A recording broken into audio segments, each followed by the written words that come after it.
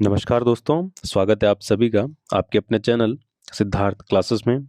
दोस्तों, आज हम बात करेंगे सामान्य हिंदी टेस्ट सीरीज पार्ट 2 के बारे में, जिसमें से दोस्तों 10 क्वेश्चन की सीरीज रहने वाली है।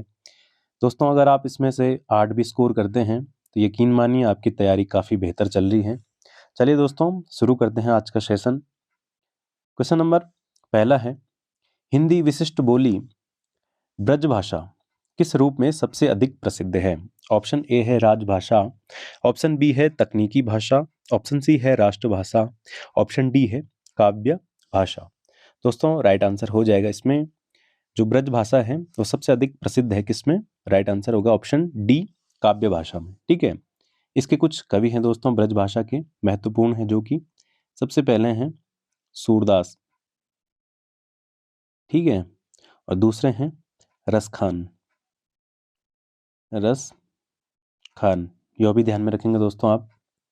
क्वेश्चन नंबर 2 है, मात्रा या उच्चारण काल के आधार पर स्वर कितने प्रकार के होते हैं? तो आपने बताना है कि मात्रा या उच्चारण काल के आधार पर स्वर कितने प्रकार के होते हैं। दोस्तों, इसमें राइट आंसर हो जाएगा ऑप्शन सी, 3 प्रकार के होते हैं। ठीक है। जो स्वर होते हैं दोस्तों, देखेंगे हम इसमें स्वर होते हैं 3 प्रकार के। उसमें से सबसे पहला आता है ह्रस्व स्वर। ठीक है। अब ह्रस्व स्वर क्या होते हैं दोस्तों? ह्रस्व स्वर ऐसे वर्ण होते हैं या शब्द होते हैं जिनके उच्चारण में कम समय लगता है। ठीक है। उच्चारण में क्या लगता है? कम समय लगता है। जैसे दोस्तों एग्जाम्पल है ओ, ठीक है, छोटी ई, ऊ आदि। समझ में आ रहा होगा। दूसरा है दोस्तों इसमें दीर्घ स्वर। ठीक है। दीर्घ स्वर यानी ऐसे स्वर जिनके उच्चारण में ह्रस्व स्वर से अधिक समय लगता है। एग्जाम्पल हो गए दोस्तों आ, ई, ऊ, ओ, औ आदि। ठीक है। यह भी ध्यान में रखेंगे। और तीसरा होता है दोस्तों प्लुत स्वर। ठीक है। प्लुत स्वर यानी ऐसे स्वर जिनके उच्चारण में दीर्घ स्वर से भी अधिक समय लगता है। ठीक है। इनका प्रयोग दोस्तों जैसे किसी नाटक या संवाद आदि में होता है। जैसे हम कहते हैं राम। ठीक है। एक होता है दोस्तों ओम। इसका उच्चारण भी कैसे होता है? दीर्घ तरीके से होता है। ठीक है। दीर्घ से अधिक समय लगता है इसमें। किसमें? प्लुत स्वर में। समझ में आया होगा दोस्तों आपको। क्वेश्चन नंबर तीसरा है, स्थान के आधार पर बताइए कि मूर्धन्य व्यंजन कौन से हैं? ठीक है। स्थान के आधार पर बताइए कि मूर्धन्य व्यंजन कौन से हैं। ऑप्शन ए है गो और घो, ऑप्शन बी है जो और झो, ऑप्शन सी है डो और ठो, ऑप्शन डी है पो और फो। ठीक है दोस्तों। तो दोस्तों इसको समझते हैं थोड़ा कि जो वर्णमाला है, ठीक ठीक है, इसको देखते हैं कि जो सबसे पहला आता है दोस्तों इसमें सबसे पहला होता है दोस्तों कंठ्य व्यंजन। ठीक है। कंठ्य व्यंजन। उसके बाद होता है दोस्तों तालव्य व्यंजन। ठीक है।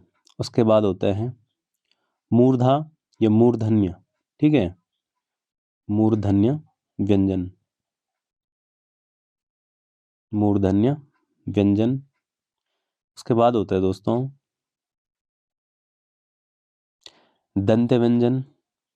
ठीक है। दंत्य व्यंजन। और अंत में होता है दोस्तों ओष्ठ्य व्यंजन। ठीक है। ओष्ठ या ओष्ठ्य व्यंजन ध्यान में रखेंगे दोस्तों आप। इसमें देखेंगे हम कि इसमें कौन सा वर्ग आता है। जो कंठ्य वर्ग है दोस्तों। ठीक है। इसमें जो कंठ्य है इसमें आता है दोस्तों क वर्ग यानी क, ख, ग, घ और घ। ठीक है। ध्यान में रखेंगे।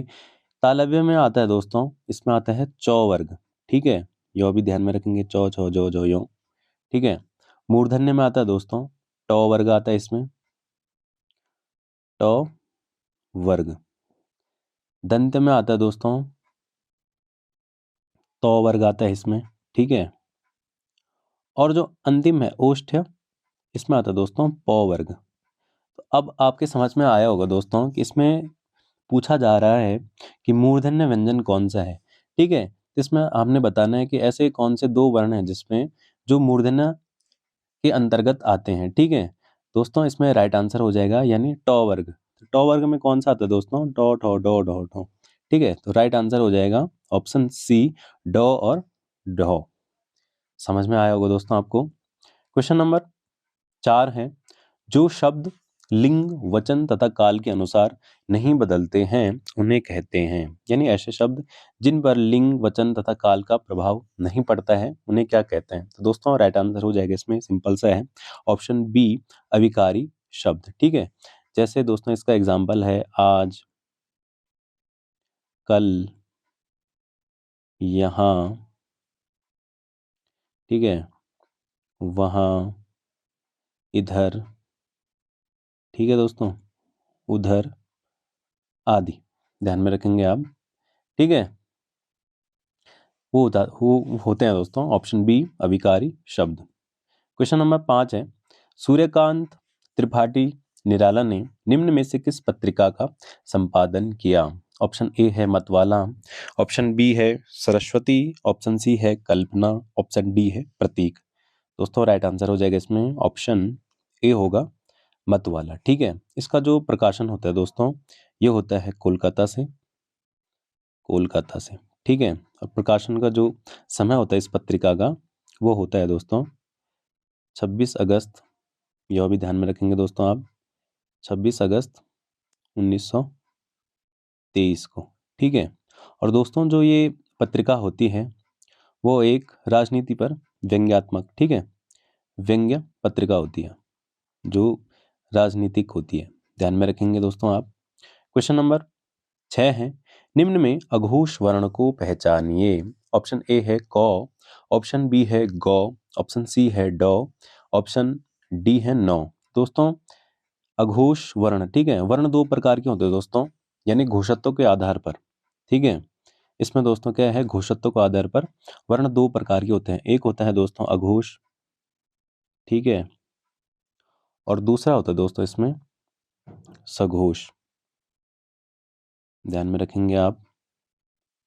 ठीक है, इसमें जो भी दोस्तों अघोष वर्ण होते हैं, ठीक है, हर वर्ग का पहला और दूसरा जो वर्ण होता है दोस्तों वह अघोष होता है हमेशा।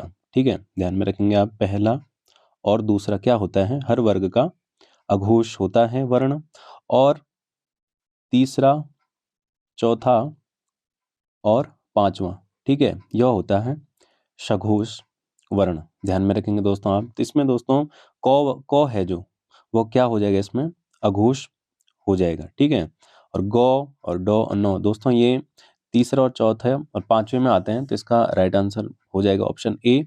तो जो अन्य है दोस्तों ये हो जाएंगे सघोष वर्ण। ठीक है, तो इसमें अघोष पूछा जा रहा है हमसे, तो राइट आंसर हो जाएगा इसमें ऑप्शन ए, कौ।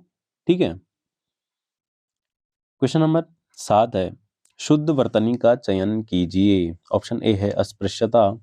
देखेंगे दोस्तों किसकी स्पेलिंग यहाँ पे सही है, तो आपने बताना है शुद्ध वर्तनी कौन सी है। तो दोस्तों राइट आंसर हो जाएगा इसमें हमारा ऑप्शन बी होगा। ठीक है, अस्पृश्यता इस प्रकार लिखा जाता है।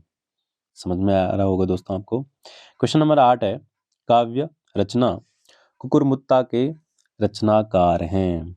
ठीक है, आपने बताना है दोस्तों कि काव्य रचना कुकुरमुत्ता के रचनाकार कौन है। तो दोस्तों इसमें राइट आंसर हो जाएगा इसमें ऑप्शन सी, सूर्यकांत त्रिपाठी निराला जी। ध्यान में रखेंगे। क्वेश्चन नंबर 9 है दोस्तों, निम्न में से तत्सम शब्द है। ठीक है, तत्सम शब्द कौन सा है? ऑप्शन ए है खेत, ऑप्शन बी है दाहिना, ऑप्शन सी है आज्ञा, या ऑप्शन डी है किसान। यानी दोस्तों तत्सम शब्द क्या होते हैं कि ऐसे शब्द जो संस्कृत के होते हैं, ठीक है, संस्कृत के होते हैं और जो हिंदी में ज्यों के त्यों प्रयोग किए जाते हैं वो क्या कहलाते हैं दोस्तों, तत्सम शब्द।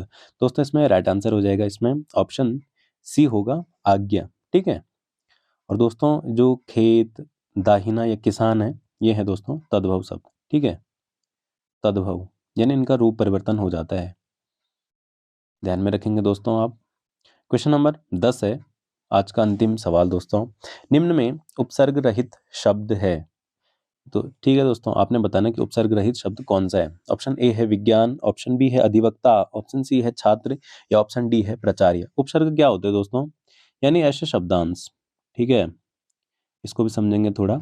ऐसे शब्दांश जो शब्द के आदि में जुड़कर, ठीक है, शब्द का रूप परिवर्तित कर देते हैं या उसमें कुछ विशेषता प्रकट करते हैं, ठीक है, शब्द के आदि में यानी प्रारंभ में जुड़ते हैं ऐसे शब्दांश, ठीक है।